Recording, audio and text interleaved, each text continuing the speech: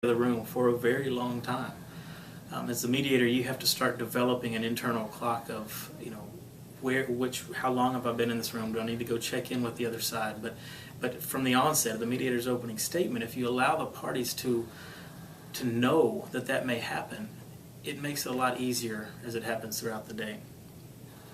Often, depending upon where you're doing mediations, if you're doing privately or if you're at a dispute resolution center, you're going to have a certain list of forms that you've got to go through. You might have pro se affidavits or waivers for parties that are unrepresented by counsel. You might have rules or agreements to mediate or confidentiality addendums that you have folks go through, and it's a good opportunity then to reiterate confidentiality and some of the other rules or guidelines that you have for your mediation. But you want to have that so that make sure that the parties understand where they are, what's going on. Now, you can't always depend on the fact that they can really understand what they're reading when they're in a tense situation as you're about to start this process, but it is good. They can read some documents through breaks and that kind of thing later on in the day and make sure they understand. This is another opportunity to deal with, for lack of a better term, hospitality. You need to focus before the mediator's statement, but also during this process. Are the parties comfortable? Are they too hot? Are they too cold? Do they know where the bathrooms are? Do they have something to eat if they get hungry? Do they have stuff to drink? You want to make sure that you're taking care of the parties' needs. You want to serve these parties, and while they're with you, those superfluous items should not be affecting the process. You want to try to eliminate as many of the barriers as you can out of the way for the parties as they get ready and they start this mediation.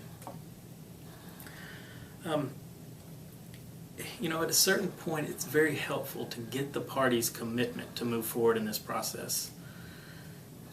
I actually love the mediations where I have parties or attorneys come and say, I've been court ordered here.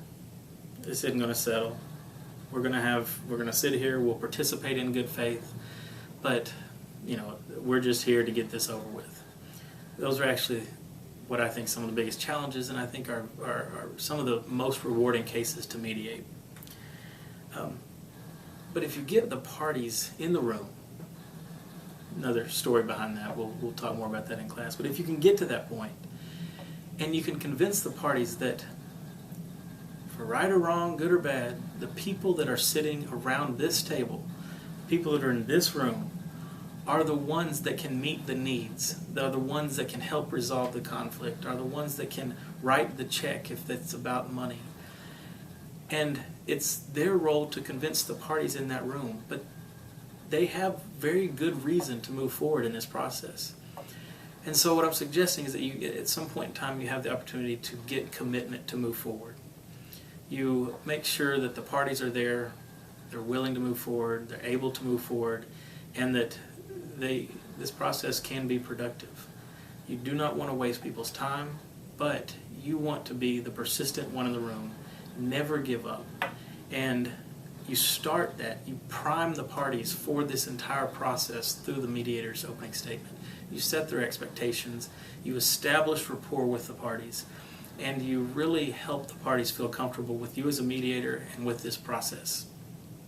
So I would suggest that you watch some of the other video clips, that you just do a little research on mediators' opening statements, that you complete the reading from mediation skills and techniques, and that you start drafting, even if it's word for word, your opening statement, because that's what you need to get down.